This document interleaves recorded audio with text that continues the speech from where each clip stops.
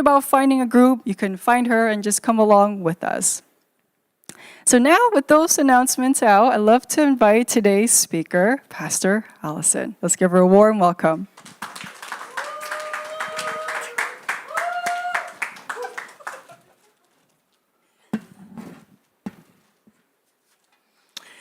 Thank you, everyone, and especially Lucius for that warm welcome.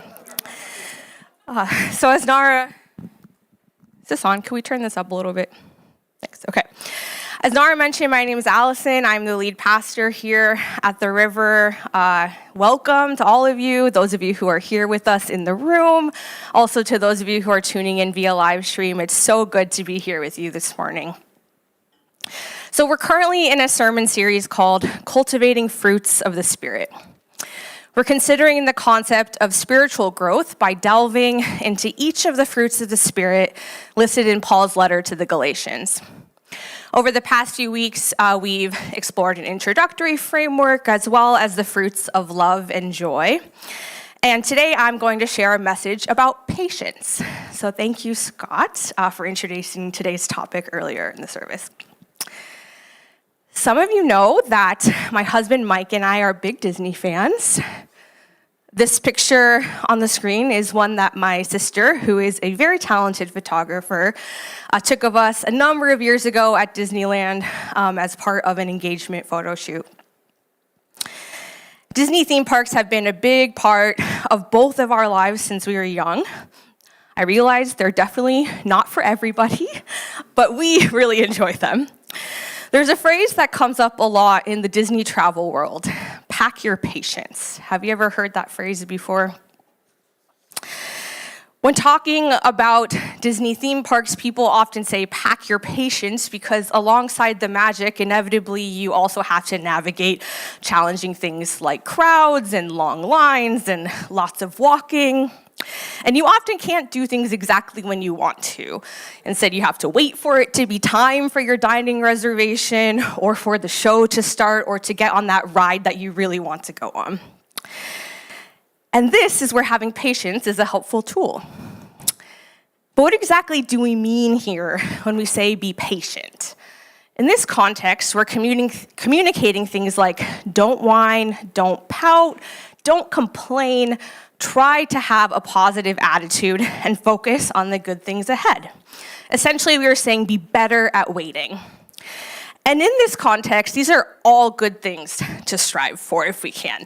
I can tell you from personal experience that it is really not fun when the people in your travel party are constantly complaining or in a bad mood. But is patience just about waiting well? Is that all there is to it? As I was preparing for this sermon, I spent some time looking into the etymology of the word patience, and what I learned is that a deeper meaning of the word is actually quality of suffering. So not just how well are you able to wait, but how well are you able to suffer? What is the quality of your suffering? This connection between waiting and suffering makes a lot of sense to me, as waiting can be very painful. Waiting pushes us into a place of limbo, as Scott mentioned earlier, a liminal space between what is and what is to come. And in this space, we experience things like discomfort and boredom, fear and uncertainty, frustration and anger, grief and sadness. It can be hard enough to wait for something good, something that we are confident will come to pass, but waiting for events to unfold when the outcome is uncertain or when we know it's going to be painful is even harder. Waiting can be a form of suffering. And as much as we wish it weren't so, suffering is an inescapable part of the human experience. No matter how hard we may try to avoid it, in the end, in one way or another, suffering touches us all. Many of us here in this community, in New York City, in our country, around the world, are hurting right now. For reasons personal and public, individual and systemic. And so it seems to me that there's great value in considering how to suffer well, how to improve the quality of our suffering, not to prove our mettle or to prove how holy we are, but for the sake of unconditional love. As I mentioned 2 weeks ago in my sermon on the fruit of love, no resource, tool, or practice is of any value to us if it is not ultimately for the sake of unconditional love. If we can get that image up, yeah. If it does not help us to love ourselves, others, God, or creation more deeply, then it is just distracting noise. To think about this more, I want us to look at a story from Jesus' life. So before Jesus was arrested and killed, he spent a final night with his closest friends, sharing his love for them, trying to prepare them for the events to come. And after sharing a meal together, Jesus and his friends went to a garden to pray. The Gospel of Matthew says, "Then Jesus went with them to a place called Gethsemane, and he said to his disciples, 'Sit here while I go over there and pray.' He took with him Peter and the 2 sons of Zebedee and began to be grieved and agitated. Then he said to them, 'My soul is deeply grieved, even to death. Remain here and stay awake with me.' And going a little farther, he threw himself on the ground and prayed, 'My Father, if it is possible, let this cup pass from me. Yet not what I want, but what you want.' Then he came to the disciples and found them sleeping, and he said to Peter, 'So, could you not stay awake with me 1 hour? Stay awake and pray that you may not come into the time of trial. The spirit indeed is willing, but the flesh is weak.'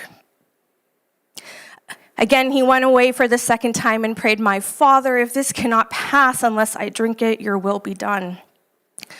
Again, he came and found them sleeping, for their eyes were heavy. So leaving them again, he went away and prayed for the third time, saying the same words. Then he came to the disciples and said to them, 'Are you still sleeping and taking your rest? Now the hour is at hand, and the Son of Man is betrayed into the hands of sinners. Get up, let us be going. Look, my betrayer is at hand.'" Now, like any narrative, we cannot look at this story and come away with a 5-point plan that is applicable for every person in every circumstance of suffering. But I do want to share some of what stood out to me personally, with the hopes that it will also be helpful for you. So first, I found it very notable that Jesus did not deny or minimize his suffering.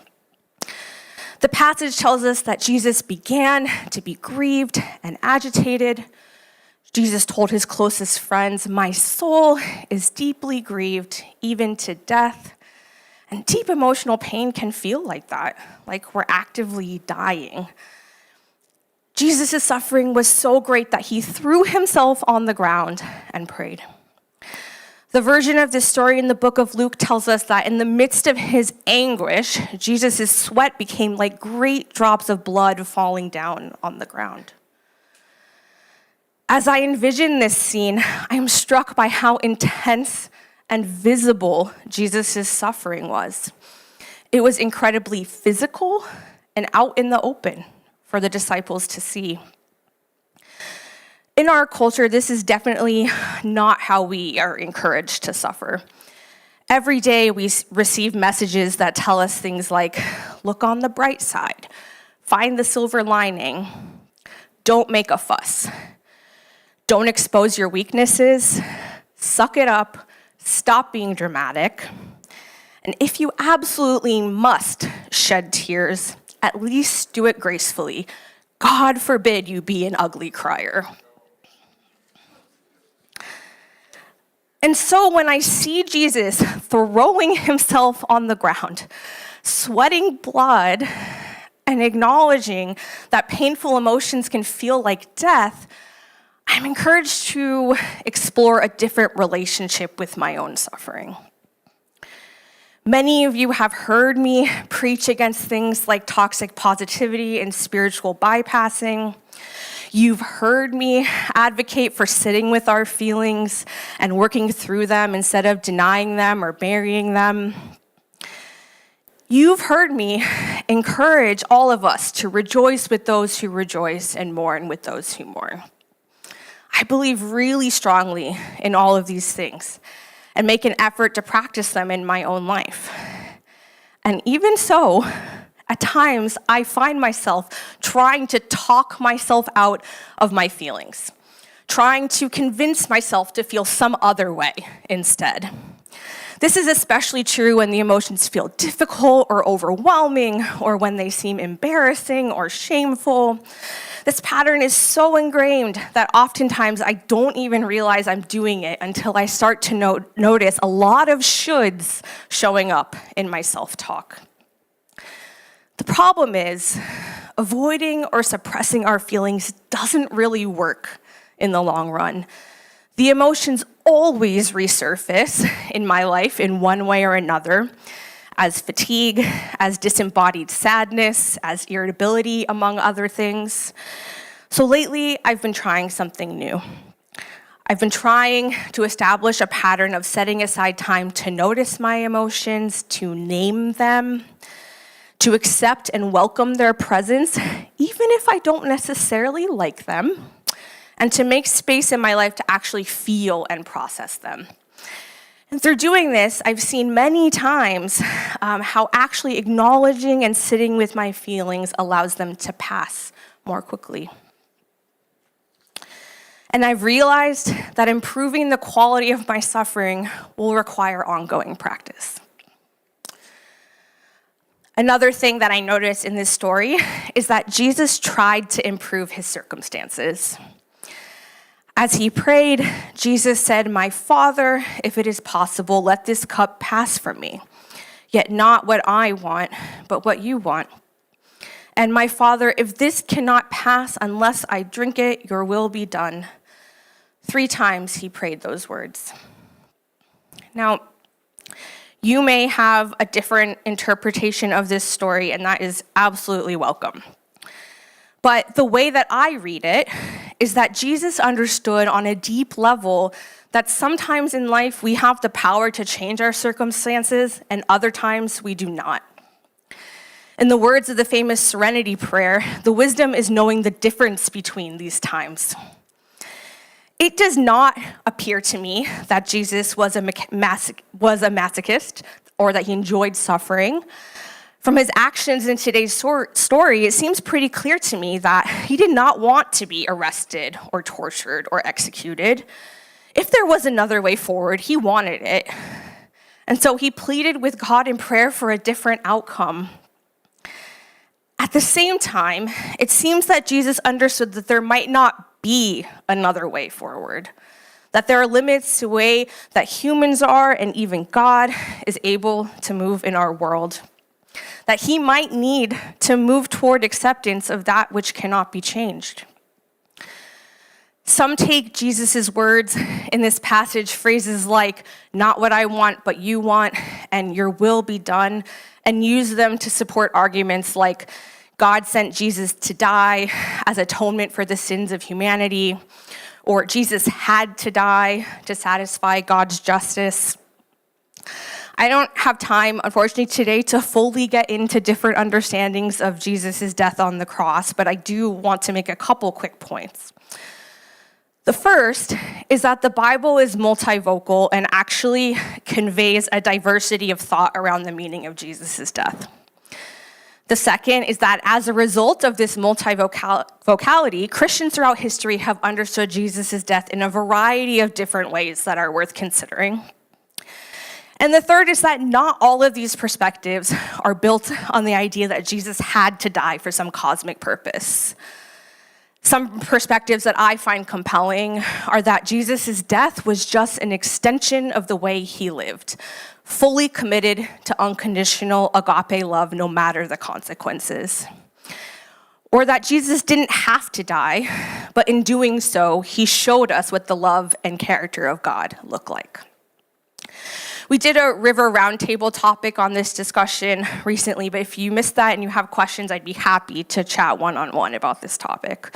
Also, you might find it helpful to check out a sermon series we did in April of 2024 called Life-Giving Understanding of the Cross, where we spent 3 weeks diving into these topics.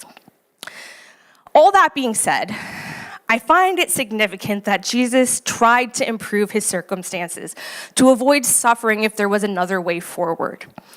This is notable to me because I've seen Christians make the argument that we should just grin and bear all things.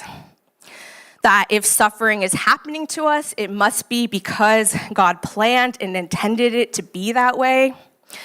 And so we shouldn't take steps to try to change our circumstances.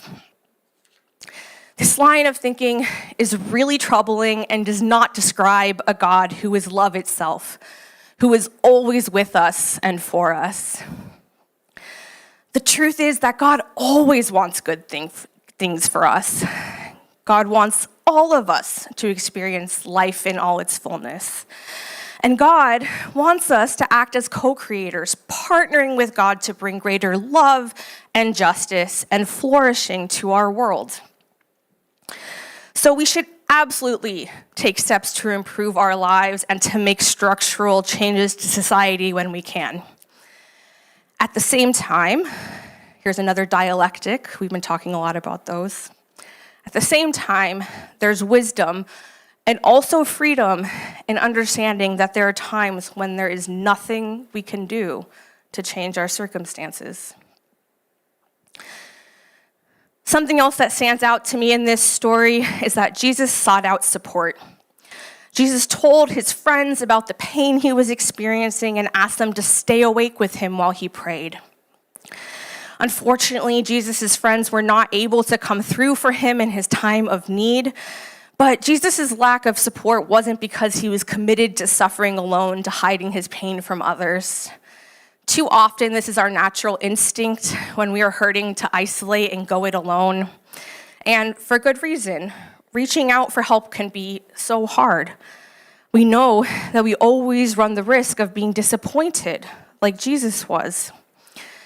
But I also know that in times when people are able to support us, when they are able to help bear our burdens, it has a profound impact on our lives. I will never forget the many nights that my best friend picked me up and drove me around suburban Southern California, giving me space to process and to cry during the months when my mom was dying from cancer. And I will always remember the time another good friend here in New York insisted on accompanying me to a difficult medical appointment. Neither of these friends could change what I was going through, no, though I know that they wished that they could. But them being there with me in the midst of what I was going through made a difference. It eased the pain a bit, and it reminded me that I wasn't alone, that I was loved, that my life and my pain mattered. As human, we are fallible and have limitations, so we will never be able to show up for each other perfectly. But my vision for the river is that this would be a community where we can lean into bearing one another's burdens, that we can continue to grow in our ability to ask each other for help and to show up for each other as we are able. It's also important to note that even though Jesus' friends were not able to be there for him, God showed up for Jesus. The version of the story in the book of Luke tells us that as Jesus was praying, an angel from heaven appeared to him and gave him strength. God was with Jesus in his time of need, and God is also with us as we suffer. Like Jesus, we too can turn to God for help. We too can pray to experience more of God's loving presence, for God to surround us with comfort and to fill us with peace, for God to sustain us and to strengthen us from within.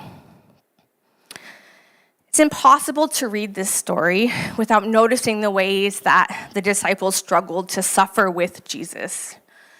Jesus asked his friends to stay awake with him as he prayed, but when he returned to check on them, they were asleep. He said to Peter, "Could you not stay awake with me 1 hour?" I can imagine that emotions were running high during that encounter, that Jesus may have felt frustrated and disappointed, and Peter potentially gutted both by the reality of his own limitations and also by what was to come. Jesus urged Peter to try again to stay awake with him for both of their sakes. But when he returned for a second time, Jesus once again found the disciples sleeping. This time, he didn't try to wake them. Jesus went off to pray for a third time. And for a third time, he returned to the disciples sleeping, at which point he woke them and told them that it was time to go. Now, in the past, when I would read this story, I would feel a lot of compassion for Jesus and a lot of anger and frustration towards the disciples. How could they not be there for their friend? Why couldn't they stay awake for even 1 hour? Were they completely oblivious to what Jesus was going through? However, over time, my feelings towards the disciples have softened. My heart still breaks for Jesus at this moment, but I think I understand the disciples a bit better now. These days, I don't believe that their inability to show up was a result of them being oblivious or uncaring. In fact, I believe it was because they understood what was happening, because they cared so deeply about Jesus that they were unable to be present with him. Luke's version of the story tells us that the disciples were asleep because of grief. That insight paints their actions in a very different light. What I didn't understand in the past, but now do from personal experience, is how incredibly painful it can be to feel powerless when someone you love is suffering. How absolutely crushing it feels to experience the anticipatory grief of knowing that things are going to change forever, that you are going to lose someone you love, and there is nothing you can do to stop it. I no longer find it surprising that the disciples did not have the capacity to tolerate or to sit with their worry and fear, their grief and their heartbreak. I no longer judge them because I know how hard it is to navigate what they were navigating. We've all been the disciples at one time or another. We've distanced ourselves from someone who was suffering because we couldn't bear their pain or our own powerlessness or the reminder of our limitations and mortality. We've slipped into toxic positivity or spiritual bypassing in order to relieve our own feelings of worry and sadness.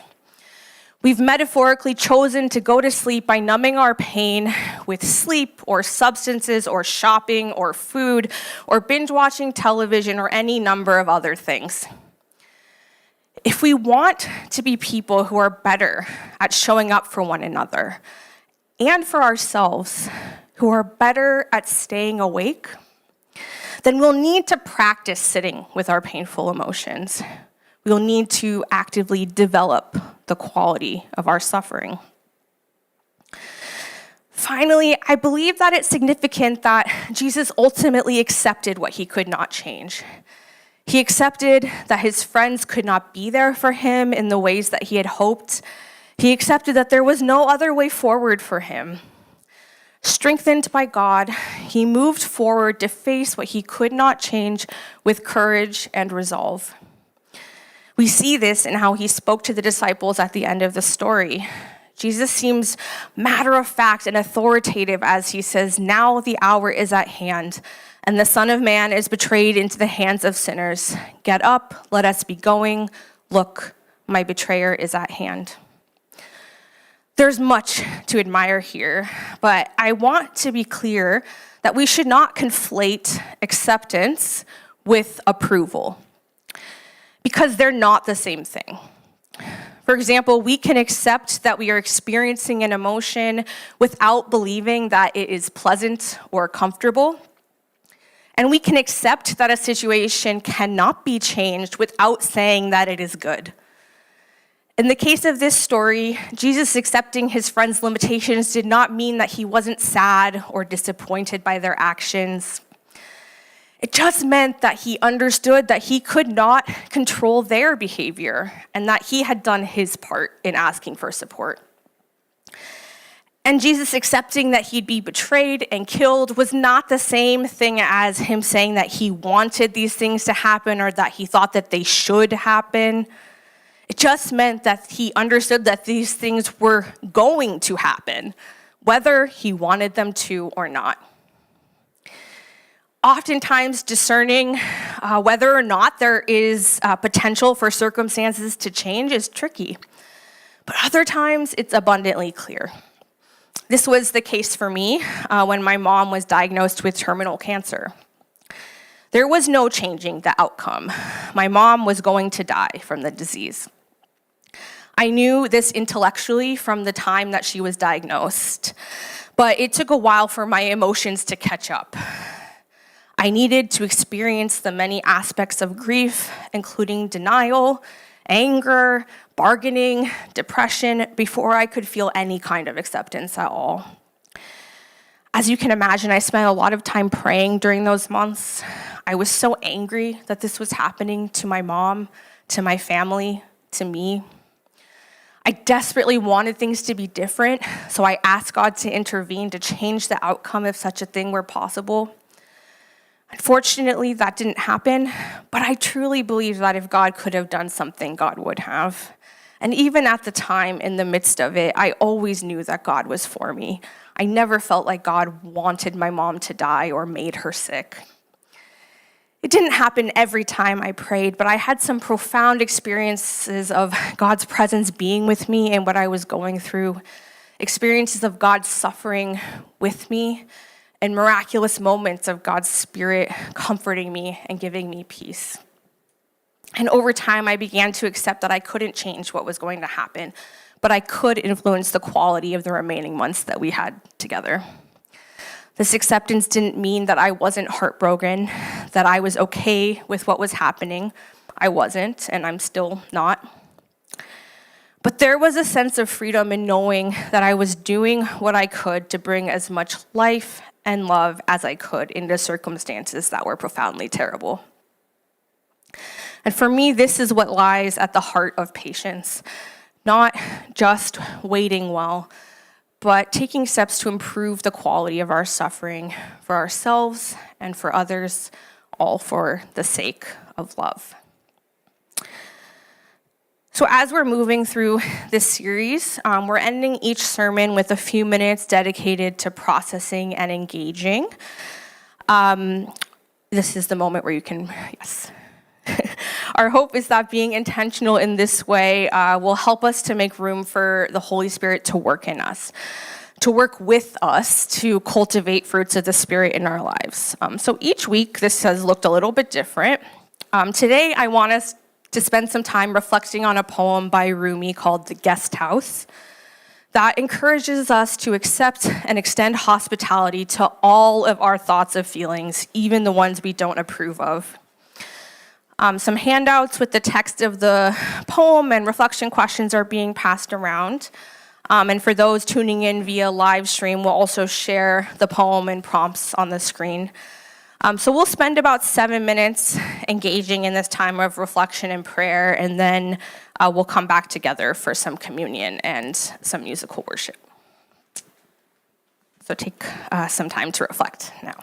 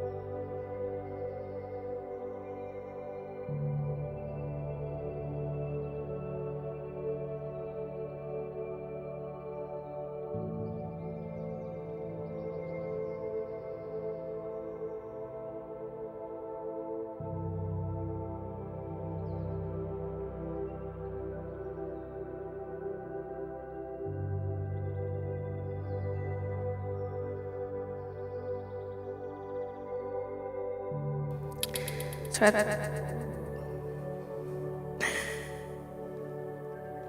at this point, I'd like to invite the worship team back up to the stage.